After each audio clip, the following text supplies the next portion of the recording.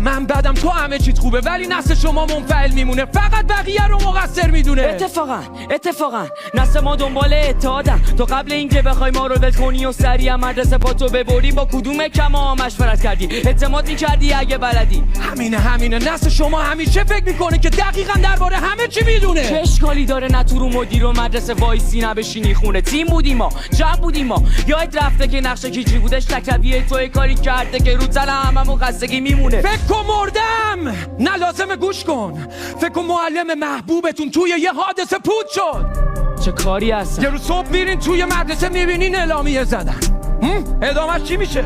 نمیشه جاده رو برگشت. کافیه یه دانشی رو تو یاد بگیری که واقعا خوشمزه است.